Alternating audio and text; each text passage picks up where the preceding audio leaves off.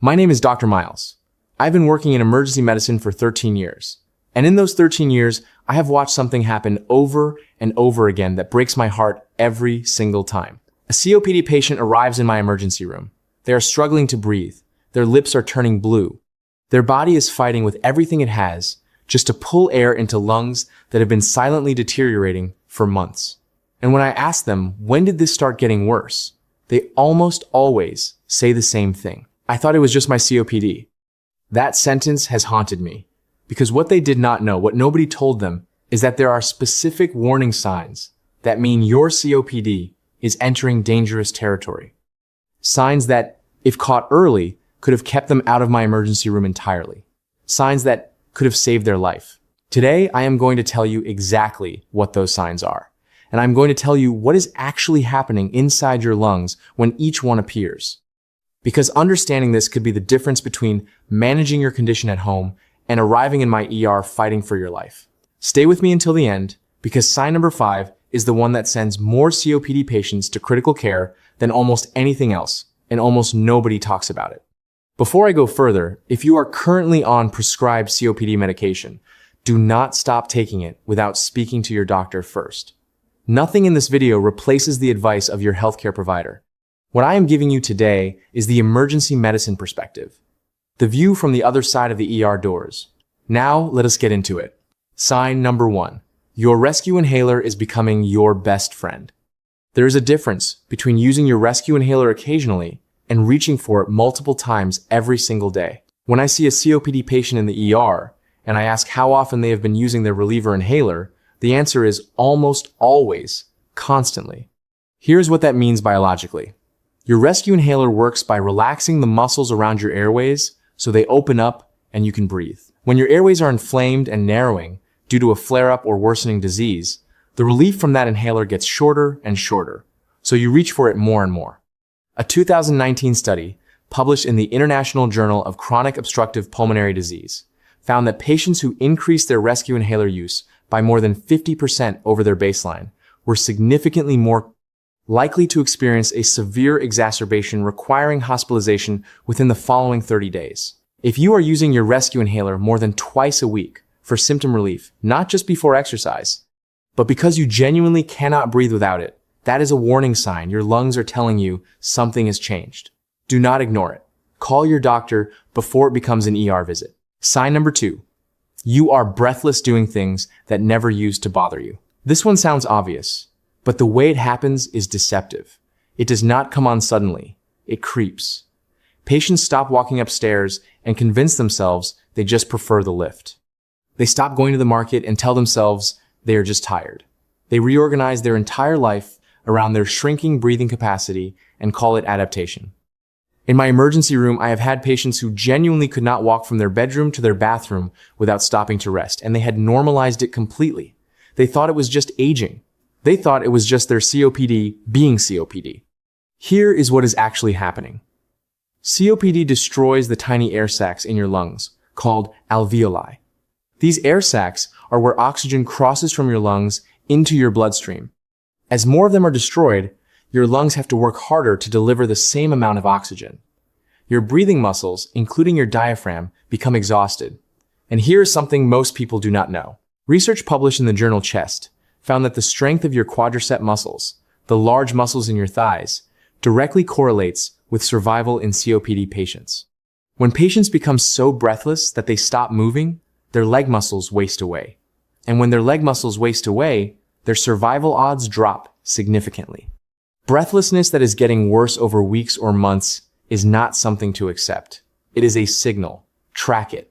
If you notice that activities you could do 6 months ago are now impossible, tell your doctor. That trajectory matters enormously. Sign number 3, your flare-ups are coming more frequently. In emergency medicine, we call them exacerbations. You probably call them bad spells.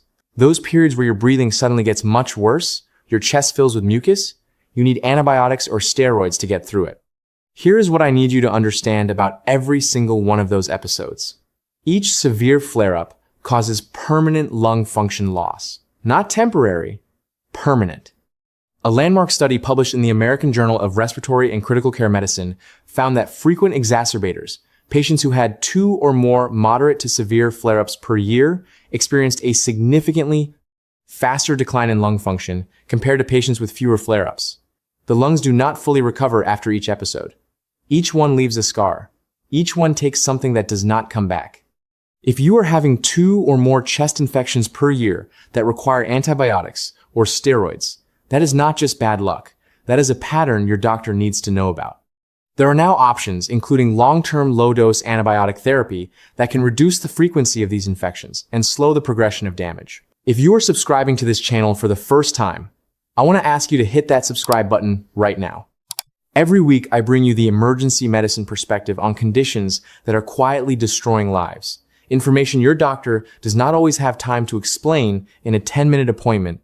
This channel exists because patients deserve to understand what is happening inside their own bodies. Hit subscribe and join this community. Sign number 4. You are waking up at night to breathe. Healthy sleep is when your body repairs itself. Your breathing slows, your heart rate drops, your muscles recover. But when COPD is progressing, nighttime becomes dangerous territory. When you lie flat, the mechanics of breathing change. The diaphragm has to work against the weight of your abdominal organs. The natural overnight dip in oxygen levels that everyone experiences becomes much more pronounced in COPD patients. And when your oxygen levels drop significantly during sleep, your heart compensates by working harder. In my emergency room, I have seen patients arrive with right-sided heart failure, a condition called cor pulmonale, that developed directly because their COPD was driving overnight. Oxygen drops that put their heart under enormous strain for months. If you are waking up in the night gasping, if your partner tells you that your breathing sounds labored during sleep, if you wake up with headaches that clear once you start moving around, those headaches are a sign of carbon dioxide buildup overnight. These are not symptoms to dismiss. These are your body sending a distress signal in the only language it has. Sign number 5. Your lips or fingertips are turning blue. This is the one I mentioned at the beginning. This is the sign that fills my emergency room. And it is the one that terrifies me most because by the time it is visible, the situation has often been deteriorating for a long time. The medical term is cyanosis. It happens when the oxygen saturation in your blood drops to a level where the hemoglobin, the protein in your red blood cells that carries oxygen, is no longer able to keep your tissues adequately supplied. Your body prioritizes your vital organs. Blood flow is redirected away from your extremities, your fingertips, your lips, the area around your mouth. When I see cyanosis in my ER, I know we are dealing with a respiratory emergency. The oxygen levels in that patient's blood have dropped below a critical threshold. Their lungs are failing to do their most fundamental job. But here is what I need you to understand.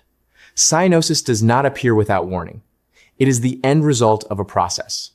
Before the blue lips come the increased inhaler use. Before the blue lips come the worsening breathlessness on exertion. Before the blue lips come the more frequent flare-ups and the disturbed sleep. Which means that if you recognize signs 1 through 4 early enough, if you act on them, if you call your doctor, if you do not normalize what should not be normal, you may never see sign number 5. There's one more thing I want to tell you before I close. Something that almost no COPD patient knows. And it is so simple, it almost sounds ridiculous. If you are breathless and you do not have your inhaler, or your inhaler is not giving you enough relief, aim a handheld fan at your face. Studies have shown that airflow directed towards the face stimulates nerve endings around the nose and mouth that send signals to the brain, reducing the sensation of breathlessness. It will not fix the underlying problem. But in a moment of acute distress, it can calm the panic response and buy you time to get help. COPD is not a death sentence, but it is a condition that demands your respect and your attention.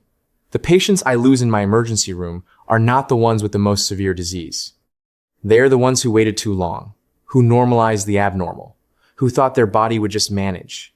Your lungs are telling you something. Today, I am asking you to listen. If this video reached you at the right moment, if something I said today made you think about a family member, a parent, a friend who is living with COPD and ignoring the signs, share this video with them right now. It takes 3 seconds and it could genuinely save their life. And if you want to keep receiving this kind of straight-talking emergency medicine education, subscribe to this channel and hit the notification bell so you never miss a video. This is Dr. Miles. Stay safe. Stay informed, and I will see you in the next one.